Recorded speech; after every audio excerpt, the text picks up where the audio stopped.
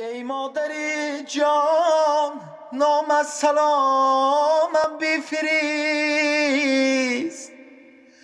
یک فاتحه نک به نامم بفریست. در ملکی مسافری شدم پزماند، از تنوری تصفاند یک برده نانم بفریست.